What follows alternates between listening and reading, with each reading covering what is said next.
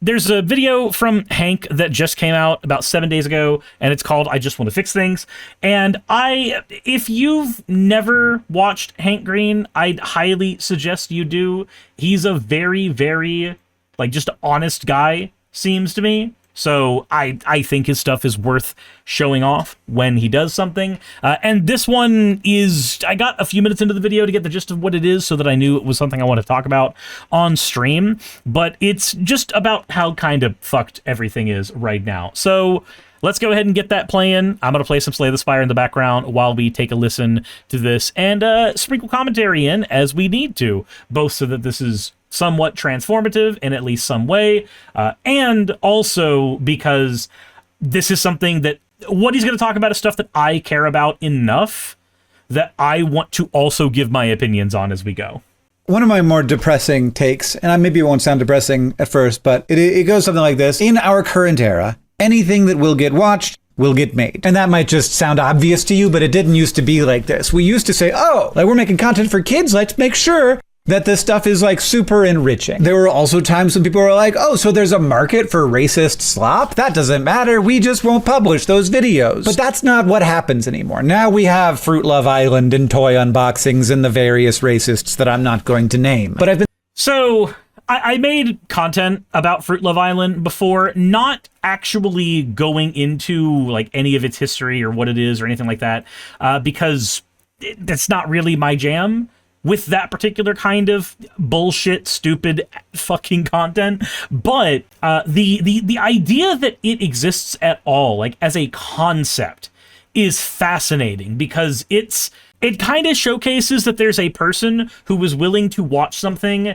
that has had no human hands in it whatsoever.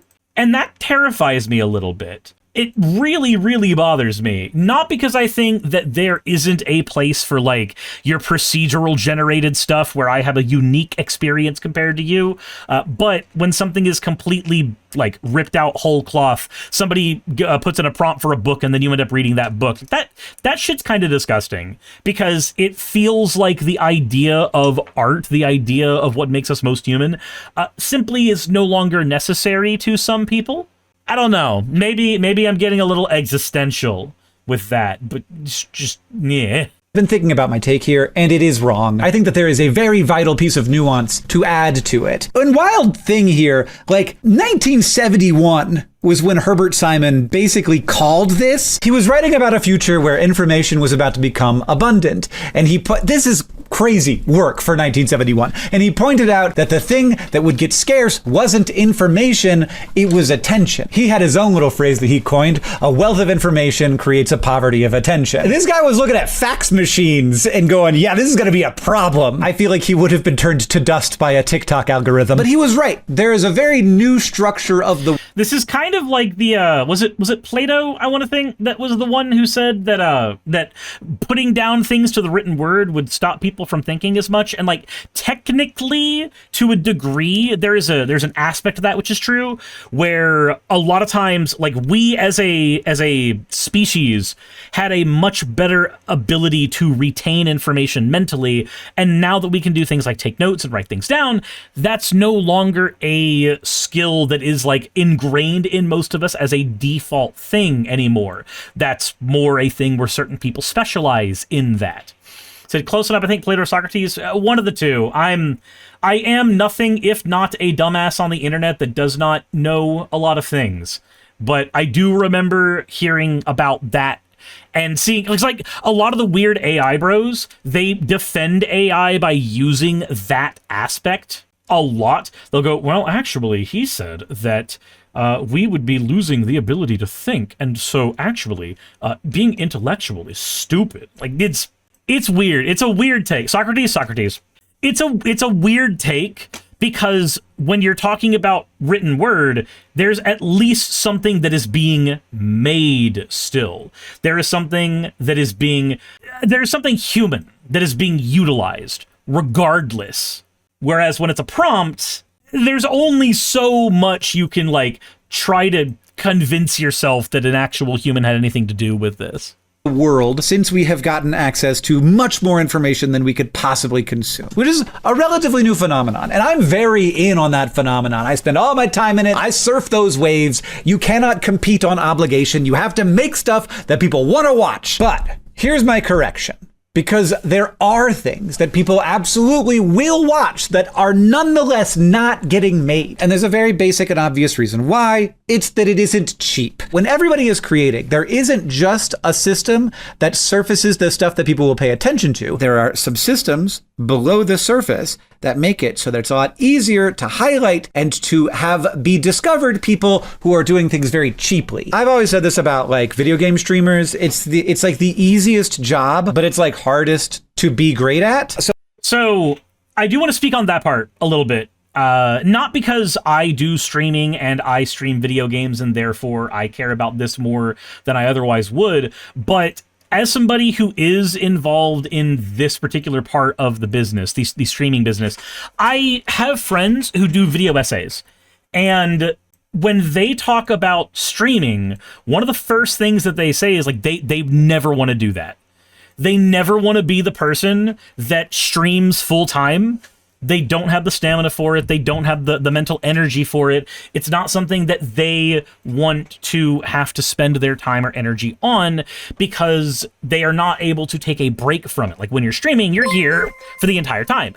But there is an aspect to streaming that I think, like, not even just the stamina requirements that happen with it, where like if you're streaming for 3 to 4 hours, that's very different from streaming to 8, that's very different from a subathon, and that's very different from a marathon. Not just that part, but the fact that there are so many people who think I want to get into streaming because that means I'll be able to monetize playing video games. And that's gonna make me thrilled. And I feel like those people don't take any time to think about the fact that you're not monetizing playing video game, you are monetizing yourself in front of camera, and there are aspects of that that just suck. Like, do you know how to network? Do you know how to market yourself? Do you know when you go into a room or when you're like buying merch from somebody at a con, do you know the trigger phrases that tell you that this is somebody who you can actually utilize in your career, or do you just kind of float through everything?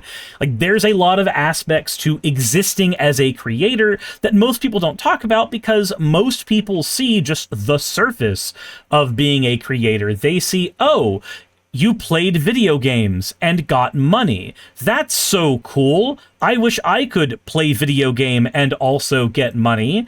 And I'm not trying to say that this is like the hardest job on the planet. It's not. In terms of difficulty, streaming itself, like getting in front of the camera and talking, that's not the difficult part.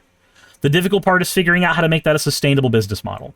I've talked about my financials on the stream a lot, and I'll continue to do so because I think transparency is really good. When it comes to my streams, I don't make a ton of money, but I am in the top 0.5% of Twitch streamers. Last month, I made 1,000, and the month before that, I made 700. And that's in the top 0.5% of people who stream on Twitch. That's scary. Those are scary numbers to think about. Jessica says, I wish we didn't need money and long hours to survive. Damn you, capitalism. Right, so like, when that's the case, and you're streaming for 4 days out of the week, and that's you all like you taking care of a bunch of shit all at once, at what point are you making enough to survive? Well, technically, with those numbers, you're not. 4 days a week is not enough to survive if you're making $1,000 a month, but $1,000 a month wouldn't, like that number actually paradoxically doesn't go up. If you were to stream more often, if you were to stream more often and stream longer, you would not get more money. In fact, actually, conversely, you sometimes get less money as a result of that. Because when you start streaming longer, when the quality of your ability to entertain starts to degrade due to your stamina being limited, at a certain point, you get the diminishing returns really, really bad, because nobody wants to watch, much less financially support you.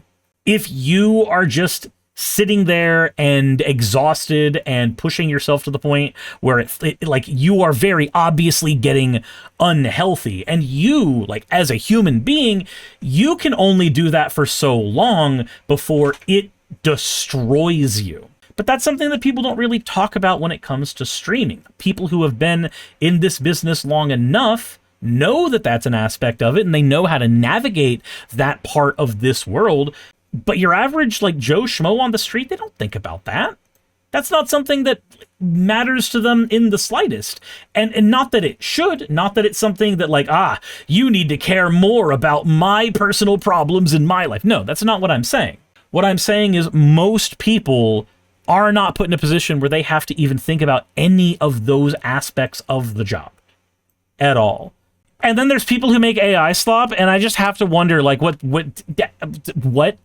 So, Janitor AI, I was talking about this a little earlier. It's the thing that I was looking through when I was getting ready to make my video on AI. And I will say, as a toy, as something to like find a character and chat with every now and again, it's not the worst thing in the world. I can think of much, much worse things that could exist on the internet. But when I'm on an app like that, and I'm thinking about the people who are making bots for that app and then have Patreons for those bots that they make, I get a little confused because I don't know what's like supposed to be going on there. Are you okay, so as an example, Janitor AI is a wrapper around a chat model. They have their own large language model now, but that wasn't the case when they came out. And even this part, I could be getting entirely incorrect. Somebody correct me if they've used this app before, and I'm getting this part wrong. But the AI itself, you are not paying for a large language model, you're paying for a wrapper around a large language model. And then the people who are making bots on Patreon, they're usually AI generating the images for the characters that make up those bots, and they're putting in maybe like a 5 to 6 paragraph description, because you can't put too much because you need a certain number of tokens for a character, then throwing it up there and saying, hey, I made thing that you could make in 5 seconds, give me money. And like, obviously you are allowed to ask for money for any kind of work that you do at all. You're allowed to ask. There's nothing inherently wrong with asking for money for the work that you do, regardless of the work that it is, so long as you're not like killing people. That may be a little bit different. Or this is the only reason I can see needing to pay Patreon or payment for making a chatbot is because it does probably take you a little while to figure out exactly how to make the character to the point where the inherent AI of the system doesn't sound like itself. And that part is true. A common complaint that I've seen in the comment section of some of these bots is that they sound similar, and there's certainly like different aspects of the characters that feel like they repeat, which isn't super great. So that said, though, that's just one platform. There's a lot of platforms that do the exact same thing. And when you're interacting on one of those platforms, there is no human experience there anymore. It's just you and a chatbot talking. And you're not learning anything new about yourself, about any other person. You are just passing time. And again, that may be fine. For some people, that may be all that they want or need to do.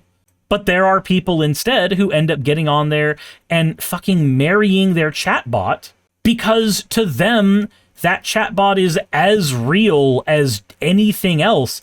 And that scares the piss out of me. We've talked about people who marry their chatbots on stream before. That, not only do I not see how that's even a thing that's appealing, because of course you get to a point where they do not have memory anymore. They become a dementia patient. Like, congratulations, you're dating the worst aspects of The Notebook, and that's all you're doing at any point.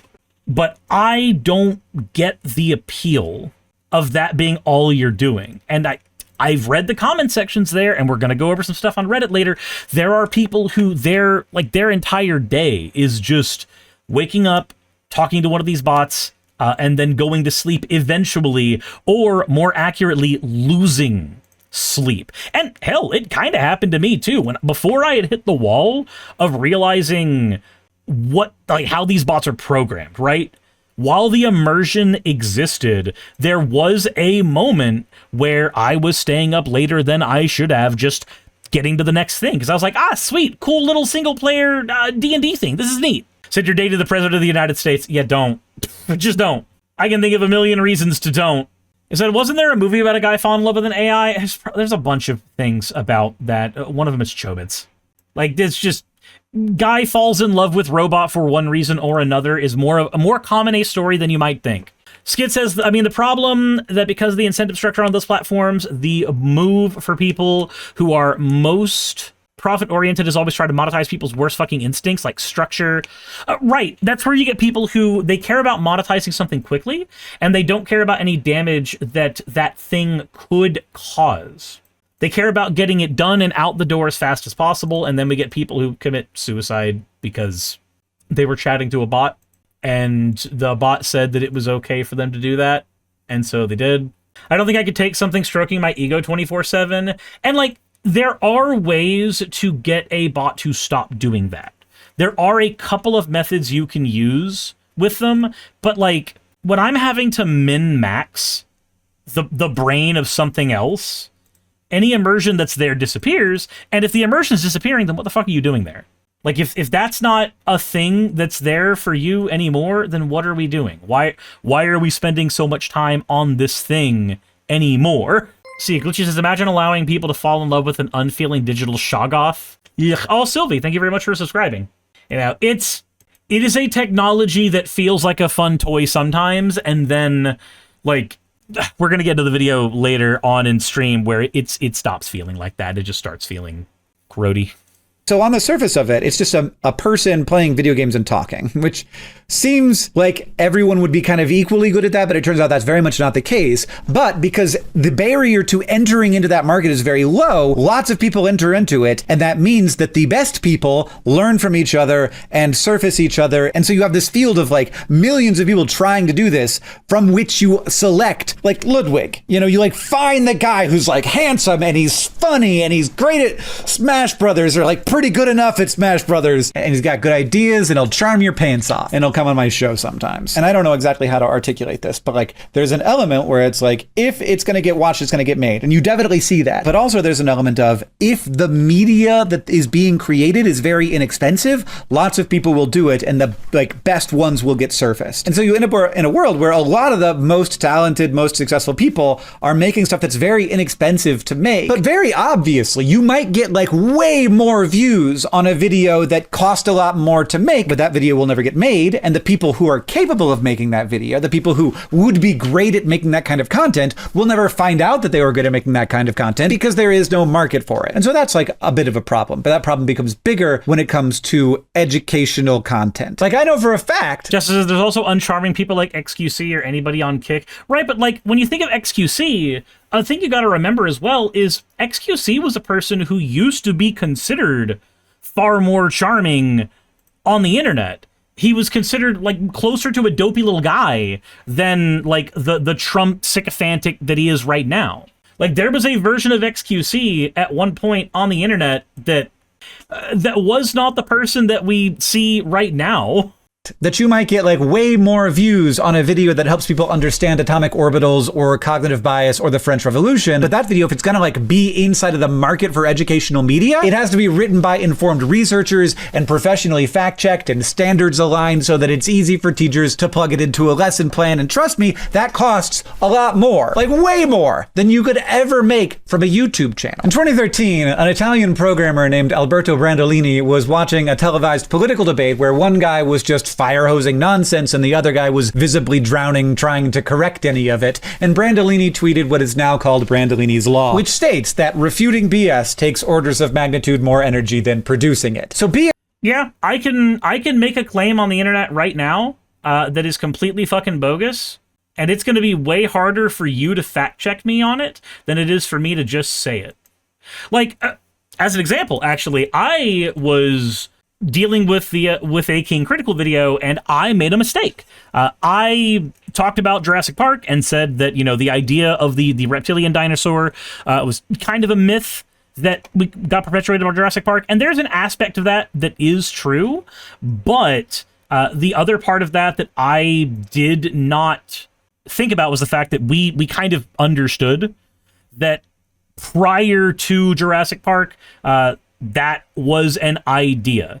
And I was just like, nope, I said a thing that was stupid, and I got called out for it in in his own chats. And I'm gonna let you know right now, there is nothing more frustrating than dealing with somebody that is wrong on 99% of things, correct you on the 1% of thing that you got wrong, not such that they are correct on anything else. They just happen to not be wrong on that one thing. It pissed me off. I'm not even gonna lie. But I was angry mostly at myself because that was something I could have solved by just not speaking out of my ass. Now, granted, I'm doing this live on a stream as opposed to just, in a fucking basement and saying random shit. So there is an aspect where things are a little bit different due to the nature of how the content is made, but still, I had a personal responsibility there and I fudged it up.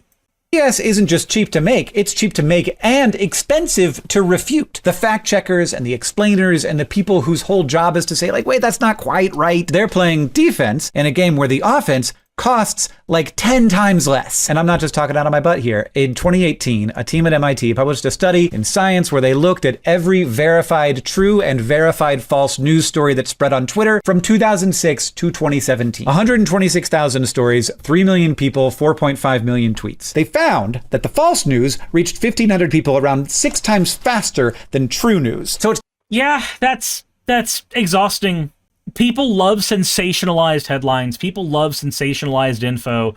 They're not really big on whether or not it's true. Like, think of the your grandma on Facebook effect, or your aunt on Facebook effect, where they just randomly shout bullshit into the void effectively because they're just taking an article that they looked at the headline for, and then they've just spat it out there, and nobody else is reading the article. They're also just reading the headline. Like, that shit's agitating. It's not just cheaper, it's more appealing. Falsehoods were 70% more likely to be retweeted than the truth. And of course it is, because if you want something that sounds really good and will hook into your brain and get people to get mad and retweet it, it's a lot easier to come up with that fact if you don't have to care whether it's actually a fact. It wasn't the bots, it was the humans. People share lies faster than the truth because lies get to be more novel and more surprising than reality because they are not constrained by reality. So this is the world that educational content on YouTube has to exist in. Crash Course is the best thing that I have ever done. Of course, I did not really do it. I just helped. I helped start it. And then a ton of people over the years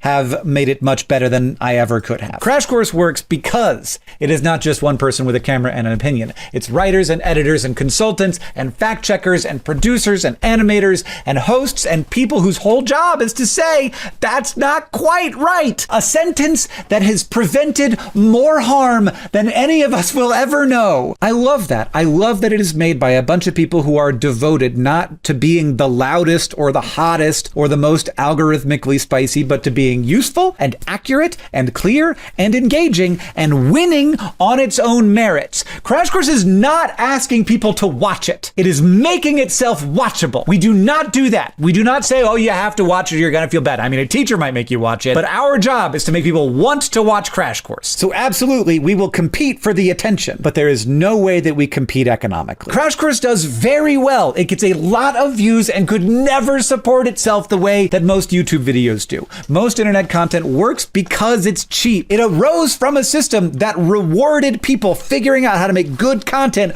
for not a lot of money, but there was no way. So, God, I want to speak on this part because that's the most infuriating part of all of this. When I started on YouTube, when I say started, I mean the Hearthstone channel, I realized that half of my problem with Hearthstone had nothing to do with the game itself. It had everything to do with the fact that my own attention in regards to that game could only last for so long. Then I started making content about Magic the Gathering, and that's been a little easier to manage, but the reason I bring that up is not to try to advertise the Magic the Gathering channel or anything like that, though K-Fox may put a thing up for that right now, who knows. But I say that because an aspect that I did not know when I started that channel that I learned later was that the videos that I was making, the amount of editing that I wanted to put into them, it wasn't a lot, but even at not a lot, it was still too much.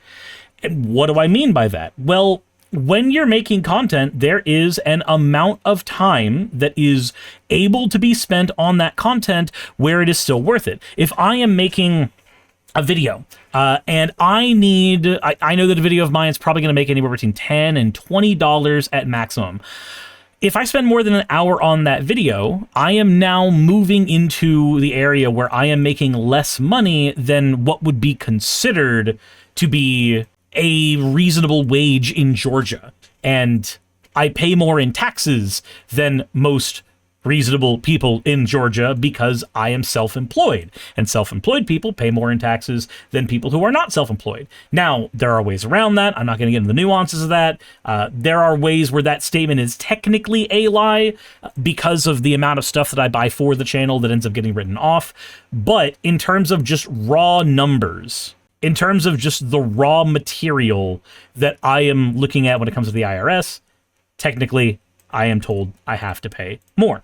So there's a dollar amount attached to every video, even if you're not willing to flirt with whatever that dollar amount may or may not be. There's a dollar amount for every video where it stops being worth it for you to produce it because you don't make enough from it. And while we would all love to live in the magical Christmas world where it doesn't matter how much money something makes, we should just make sure that everything that is made has like 12 different types of artistic integrity. That doesn't work either because even artists have to eat.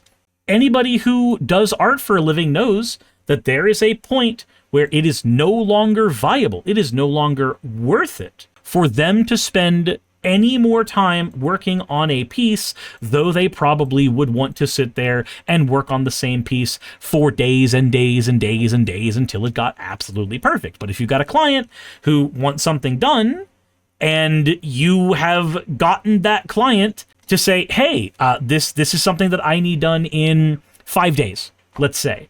You don't get to spend 7 on it anymore, and if you're spending more than a handful of hours on it, but asking $20 for your drawing, now we run into yet another problem where you have spent more than the living wage amount of time on a piece in order to get that piece done. Everything that we make on the internet, if doing things on the internet is in fact our job, needs to be made with the lens of there's a point in time where I will have done too much work for too little recompense. And I don't like living in that world. I fucking hate living in that world. I wish I could sit down and then just like write out a script for the Magic Channel and then like just work on a single video every 2 weeks or so. But that's not reality. That's not realistic. Not if we were sitting here trying to actually make sure that like living is possible. Stego says, wasn't MatPat working to raise the mini wage for YouTubers and other content creators? I don't remember if he was or wasn't, but our wages have gotten lower, not higher. Like anybody who's done YouTube full time can tell you that our wages have gotten far, far lower over time as opposed to higher over time. And that's not fantastic. Not at all. So this is the reason why you go onto your Reddit and check on some hot takes, huh? That's the exact reason why I do that. Because going onto Reddit and looking at hot takes and then making content about that is an easier thing to source. And as much as I want to just make the deck videos, I just want to make the budget deck videos on the Magic Channel, it's what I built the channel for, the amount of time it takes to make those videos does not equate to the amount of money that comes out of it. I probably make $10 a video on that channel, and I probably spend 3-ish hours per video if you count the deck building process, gold fishing it, making sure that it's going to work, more if it is a deck type that I'm unfamiliar with and I'm having to, I'm literally having to struggle to get it to work. I said, YouTube needs the money. How will they survive without taking the money? Yeah, like I want to just do one type of content on that channel. I cannot afford to just do one type of content on that channel. Is not a thing that I am allowed to do.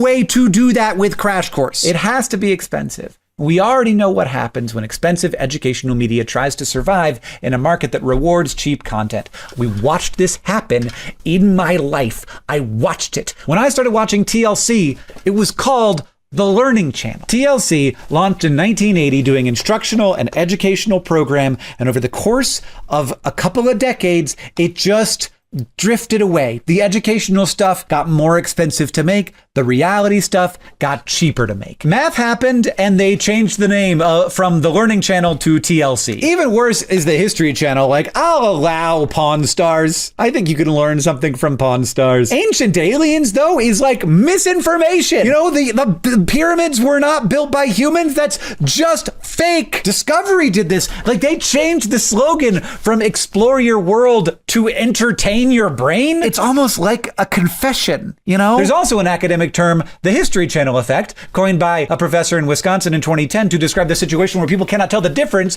between actual documentaries and documentary-shaped entertainment. And that's the point. You know what that reminds me of? That reminds me instantaneously of Matt Walsh's stupid fucking what is a woman shit. There are people who have gone into my comment section and told me, if you want to know a real professional's opinion on this, you should go watch What is a Woman. Like, why would I do that? Why would I subject myself to that? That sounds fucking stupid. That sounds so many different flavors of stupid. I'm not saying it was the aliens, but it was the aliens. Fucking hell. People cannot tell the difference between something that is real and something that is not. And that is just depressing. That is just fucking depressing to me. That's why they make it look that way, because the content looks like it's teaching them something, but it isn't. And of course, all of those channels, when they made those transitions, they did not fail. Some network executive out there was right. They were able to make those things more profitable. They just stopped doing the thing they started out to do because the thing they started out to do cost too much. People think it's because there wasn't an audience for it. That's not true. That wasn't the problem. It's just that it was more expensive to make the hard stuff. And they wanted to stop being constrained by reality.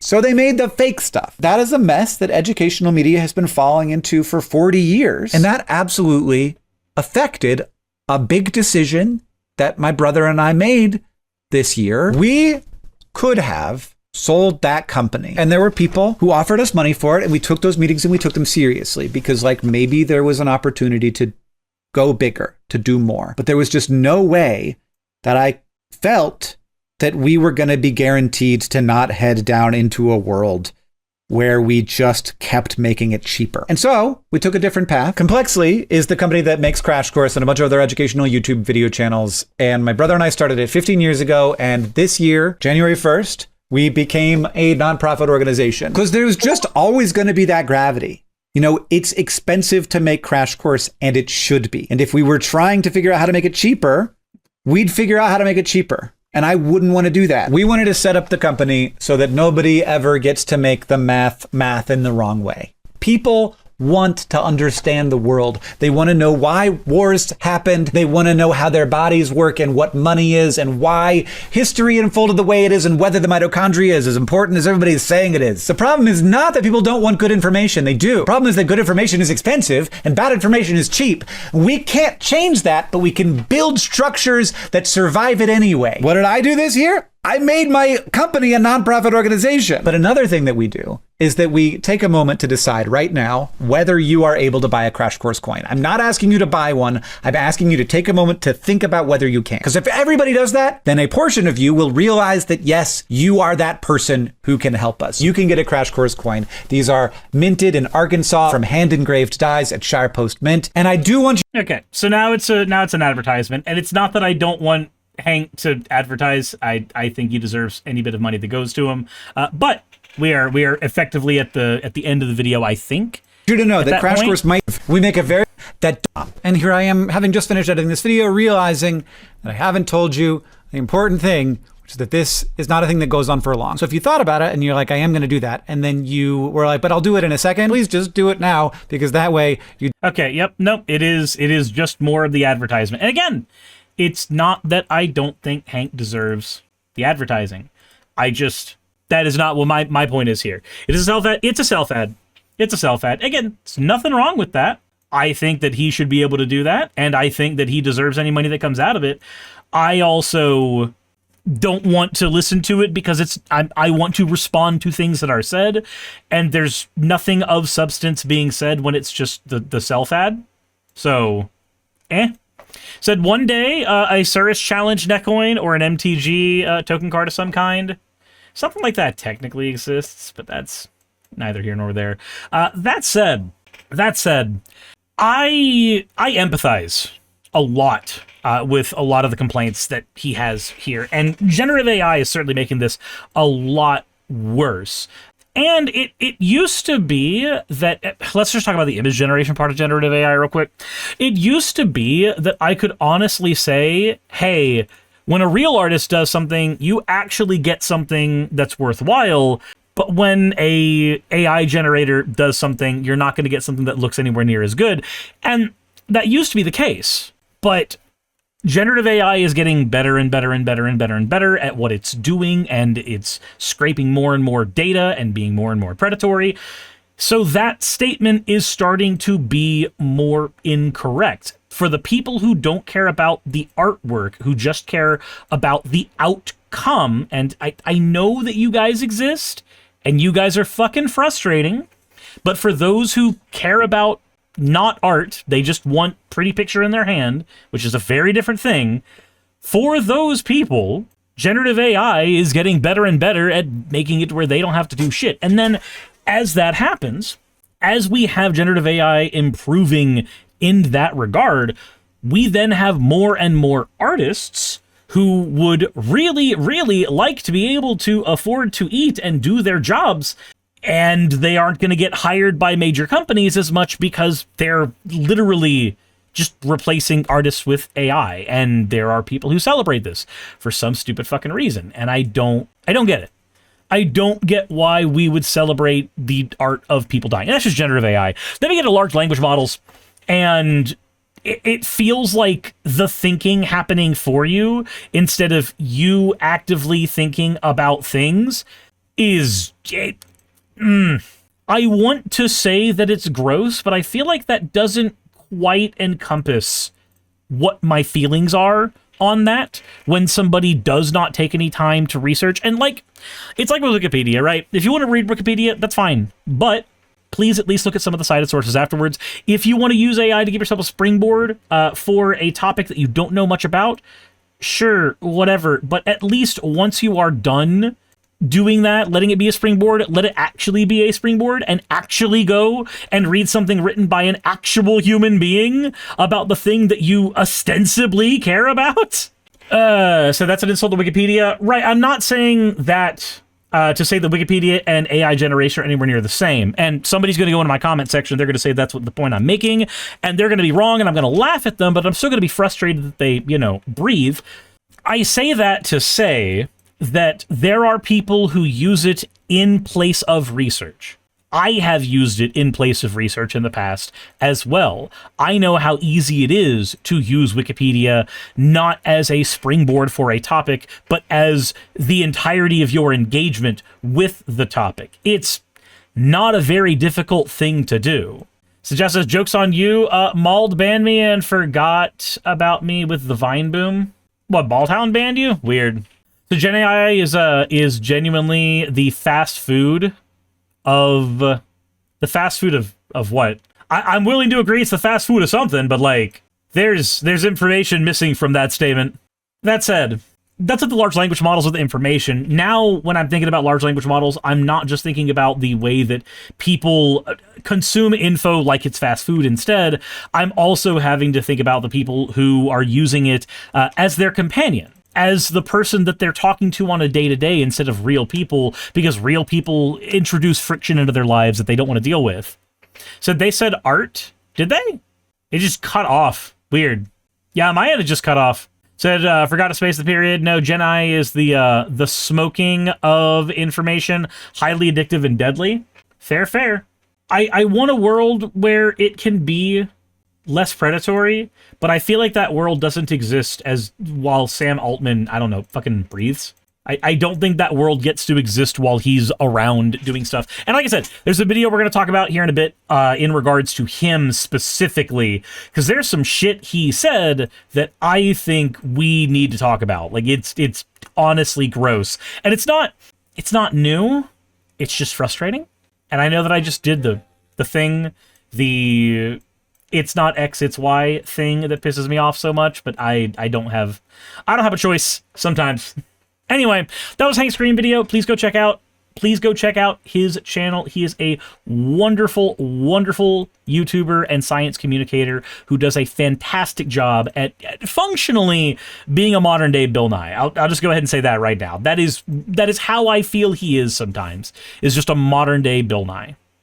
Hey, you made it to the end. I want to give an extra thanks to the patrons who allow me to do this full time. I want to thank Aaron Rail, Astral, Britzkrieg, Jemshin, Poundini, Red Joker, Victoria, Jonas, Craig, Tarika, Fireshard, Smiling GM, John, Dren Hadamada, Creeper, Sagitta, you know I'm not saying that last part, Sylvie Snow, Valis of Seraph, Ottoman Angel, Rooster Rachel, and Fire Panda, who are all my $20 and up patrons.